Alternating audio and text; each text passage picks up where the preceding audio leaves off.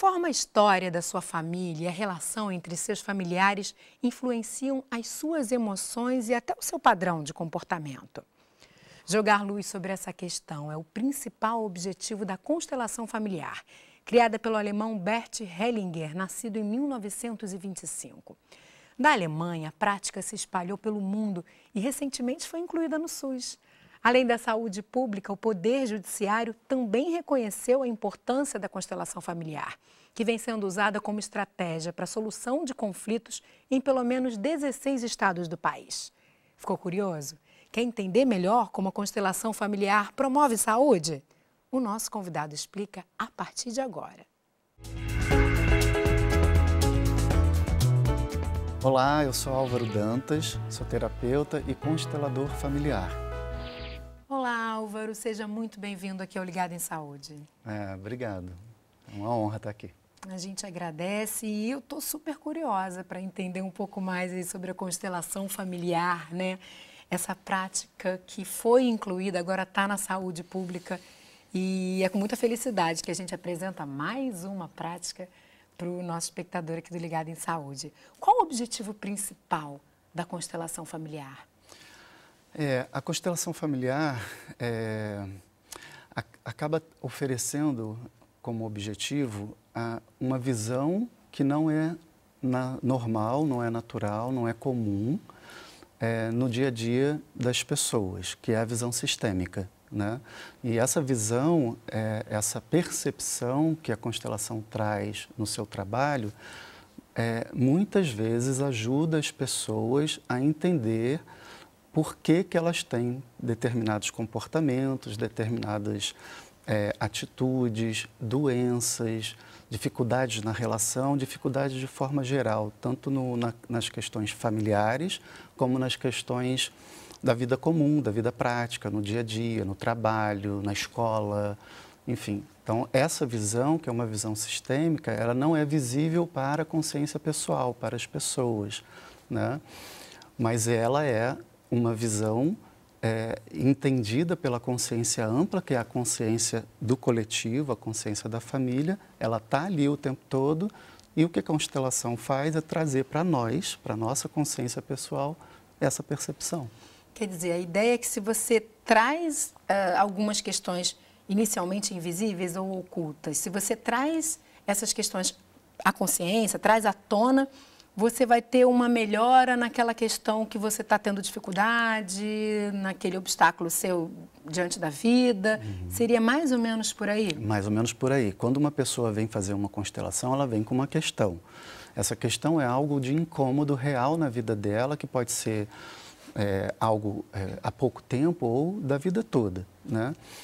E aí o que a constelação oferece para essa pessoa é numa dinâmica, né, numa dinâmica com pessoas ou com bonequinhos, que a gente tem aqui, a possibilidade de enxergar, né? Então a constelação traz à luz o que pode estar operando dentro daquele sistema, mas que é invisível e que pode ser traduzido em comportamentos, em sintomas, em dificuldades de várias dimensões, né? E quando a gente está falando da constelação, a gente está falando, né, ali desse sistema familiar, a gente está falando da família e de pessoas muitas vezes que nem fazem parte mais da nossa vida, de gerações passadas, né? Tem toda uma ligação com essa árvore genealógica, né, mais ampla, que sai apenas desse núcleo mãe, pai, filho muitas vezes e inclusive então questões dos seus antepassados podem estar influenciando em padrões seus naquele momento, na atualidade. Tem esse olhar também, né, Álvaro? Exatamente. Assim, a gente tem essa perspectiva de que o nosso núcleo familiar é um núcleo original, aquele que a gente faz parte, pai, mãe, irmãos, né? Mas, entendendo um pouco de genealogia, a gente sabe que a gente também tem origens de antepassados. Então, qualquer questão que possa ter acontecido com os nossos antepassados, e se forem algo que gere um distúrbio das leis, das ordens do amor, né, coisas que a gente pode falar já já, isso vai impactar toda a descendência dessa família, caso não seja visto, caso não seja percebido. Caso continue oculto. Oculto, exatamente. Essas leis são as tais leis sistêmicas, né? Criadas por Bert Hellinger, que foi o criador da constelação familiar. Vamos trazê-las aqui para a nossa tela? E eu vou te pedir, então, para explicar, porque todo o trabalho, gente, da constelação familiar, ele é baseado nessas 3 leis sistêmicas. Quando elas acabam sendo rompidas, de alguma forma desrespeitadas, Isso, que vêm os problemas, é que acontecem os problemas. Então, são 3 leis, a lei da ordem, a lei do pertencimento e a lei do equilíbrio. Comece explicando para a gente, bem objetivamente, Álvaro, que lei é essa da ordem? Tá, ok. Só para deixar isso claro, assim, as leis sistêmicas também são conhecidas como ordens do amor. Elas operam na vida pessoal daquela família. A lei da ordem, também conhecida como lei da hierarquia, ela fala sobre a entrada no sistema, a precedência, né? Então, existe uma ordem de chegada no sistema. No caso de uma família comum, pai e mãe são o primeiro lugar dessa ordem, quem chega primeiro, e depois os filhos, né? Então, essa ordem é simples assim. Um tem o primeiro lugar, o primeiro filho ocupa o segundo lugar e assim por diante. E o que seria desrespeitar esta lei, por exemplo? Seria, por exemplo, em caso de um conflito entre o pai e a mãe, um filho se colocar entre os dois e querer resolver o problema de um dos dois ou dos dois. Então, ele sai do lugar de filho e entra no lugar de pai ou mãe. Então, ele interfere na lei e isso pode causar consequências para ele. Perfeito. Lei do pertencimento. A lei do pertencimento fala sobre o direito de pertencer, ou seja, no sistema familiar ou na consciência coletiva, que é a consciência do sistema familiar, existe essa ordem de que ninguém pode ser excluído, né? Então, não há a possibilidade da exclusão no sistema, né? Essa é a fala da lei do pertencimento. Todos têm direito de pertencer. E o que seria uma exclusão que traria um problema? Uma exclusão pode ser desde um conflito até banal com alguém da tua família, mas por algum motivo você fica com raiva dessa pessoa e não fala mais sobre essa pessoa para os seus descendentes, não considera mais essa pessoa, por exemplo. Você praticou uma exclusão ali. Você está praticando uma exclusão, pode ser inclusive uma coisa muito simples, banal, que a gente nem leva em consideração, mas para a consciência coletiva isso é uma exclusão.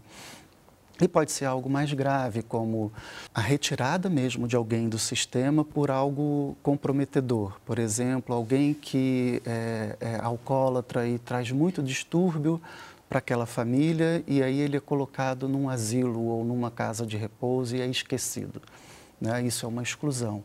E isso pode estar acontecendo há alguns anos, há várias gerações e ter reflexo na vida comum das pessoas hoje. O mais interessante é isso, é que essa questão, essa ausência, vamos dizer assim, ou esse não reconhecimento, ele permanece ali nessa família, nesse sistema, e ele vai se refletir de alguma forma. Ele vai trazer algum tipo de problema, de bloqueio, né, de transtorno. Exatamente. O mais comum é alguém, e em geral, as pessoas mais novas do sistema, então as crianças são muito assediadas pela consciência coletiva, vamos dizer assim, elas captam essa informação de que há um excluído e por amor ao sistema, e começando por amor ao pai e à mãe, né, elas incluem essa pessoa repetindo o padrão. Então, há uma tendência de que essa criança evolua para um caso de alcoolismo, por exemplo. Isso se a gente for seguir esse exemplo que você deu. Se a gente for seguir o exemplo que eu dei, mas isso pode ser outros exemplos também. Claro, claro. E a lei do equilíbrio?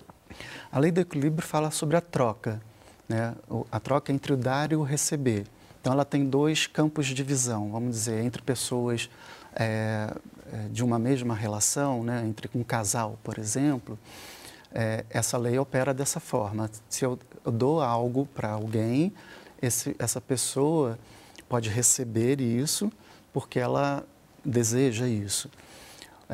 E eu preciso doar de alguma forma, me abrindo também para tomar de volta, para receber algo em troca, né?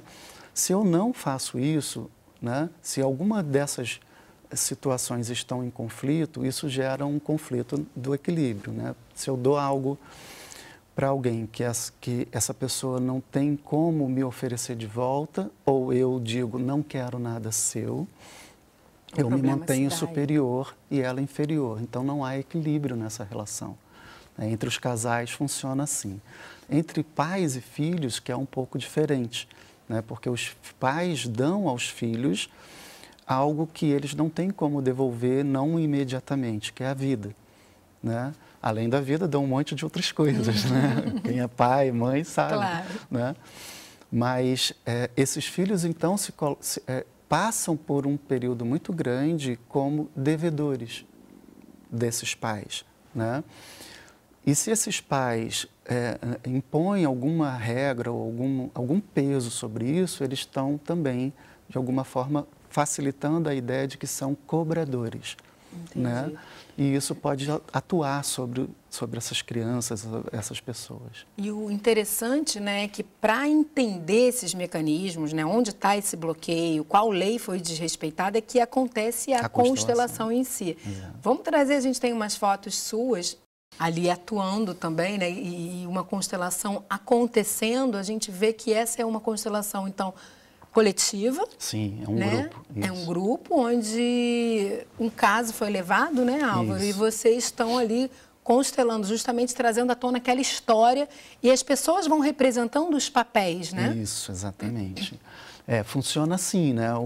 No grupo, onde tem pessoas, né, o cliente chega, coloca a questão dele, né, dita a questão, né, a gente considera que a presença do cliente e a questão que ele traz é uma abertura do campo sistêmico dele, né? E depois que ele coloca a questão, ele também pode colocar, por exemplo, um acontecimento, né? Quando ele coloca esse acontecimento, fica claro para o constelador e claro também para quem está vendo, quem está envolvido com a questão, né? Por exemplo, se a questão dele é em relação a dificuldades de se relacionar na vida comum hoje em dia, né, já um adulto, e ele traz um acontecimento como uma lembrança da vida infantil dele, onde ele via o pai e a mãe brigarem e se agredir fisicamente, isso é um fato. E ali tem as pessoas, o pai, a mãe e ele. E aí a gente vai ao grupo e pede ao cliente para convidar pessoas que não são da família, são pessoas que não têm convivência com ele, para representar o pai, para representar a mãe e para representar ele mesmo, né? Então, a gente faz, como apareceu ali, uma roda, né? As pessoas estão em círculo, e a gente pede ao cliente que posicione essas pessoas naquele campo como se fosse a imagem interna que ele tem do sistema familiar dele. E aí você vai observando quem está próximo de quem está entre duas pessoas. Exatamente. Como que o problema se dá ali, né? E eu imagino que para essa pessoa, claro, esse talvez seja o centro dessa questão toda, enxergar aquilo, né? Passar a poder ver aquilo fora dela mesma, seja altamente terapêutico, né? É revelador, é terapêutico, e traz uma sensação de cura, né, que pode ser entendida como um desbloqueio daquele movimento interrompido da vida dele, né? Então, isso é um tratamento breve, imediato. É considerado uma terapia breve, É considerado uma terapia breve, traz à luz uma solução imediata e deixa com o cliente agora com uma nova visão daquilo que operava na vida dele, a decisão de seguir por um caminho melhor. Quer dizer, apenas com aquela terapia você pode ter uma melhora incrível e mudança de padrão, exato, melhora, enfim, um conhecimento, uma consciência que te leva para outros caminhos. Exato. Você trouxe também os bonequinhos porque a constelação ela pode ser feita de forma individual, né, sim, Álvaro? Com a evolução da própria constelação, vários terapeutas, várias pessoas que trabalhavam com terapias individuais começaram a ver muitos benefícios de trazer no atendimento individual, como terapeuta mesmo, uma visão da constelação, né? Então, você pode trazer para a visão a mesma coisa que estava lá. Você pede para o cliente posicionar como ele percebe o sistema familiar dele, né? E aí ele posiciona, vamos imaginar, essa aqui é a mãe, né? E ele posiciona assim, né?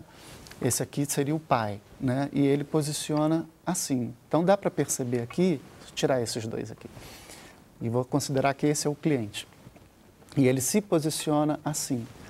Então, só de olhar, você percebe que essas pessoas não se comunicam.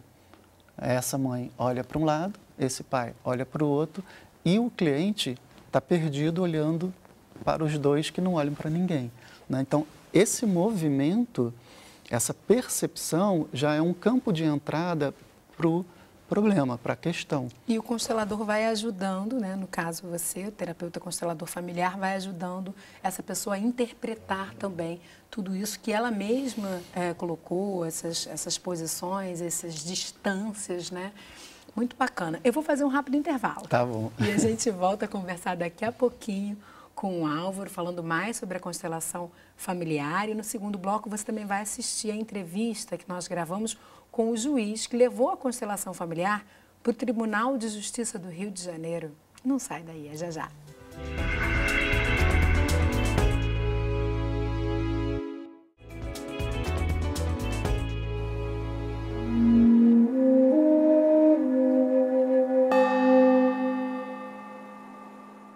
Estamos de volta com mais um episódio da nossa série especial Práticas Integrativas no SUS, que vem apresentando para você as práticas incluídas na Política Nacional de Práticas Integrativas e Complementares do SUS. E hoje é dia de conhecer a constelação familiar com Álvaro Dantas, que é terapeuta constelador familiar e que já nos explicou um pouco dessa dinâmica, né, de como que ela acontece.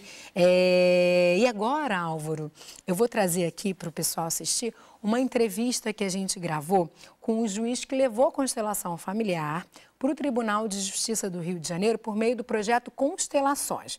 Essa ação faz parte do CEJUSC, que é o Centro Judiciário de Solução de Conflitos e Cidadania, do Fórum Regional de Leopoldina e do projeto estratégico Casa da Família. Vamos dar uma olhada? Aí você vai entender melhor.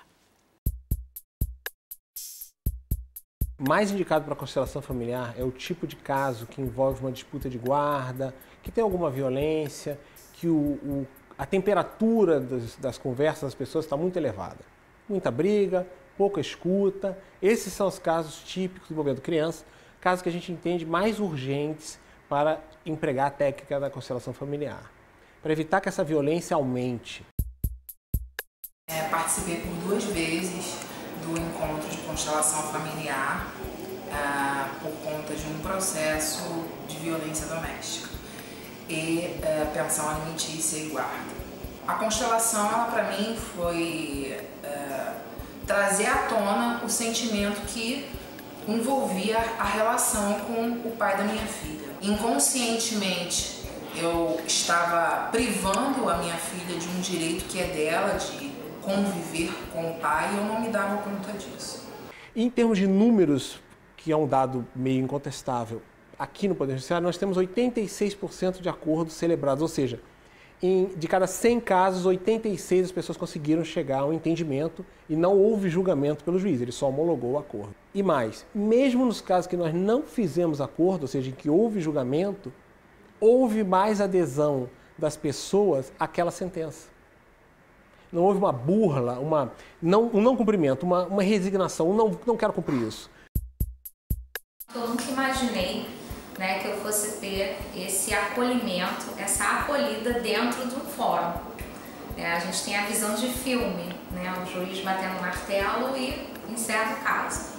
E pelo contrário, eu acho que esse acolhimento aos casais, né, no meu caso foi de guarda, né, e principalmente visando a criança, foi assim, de extrema valia.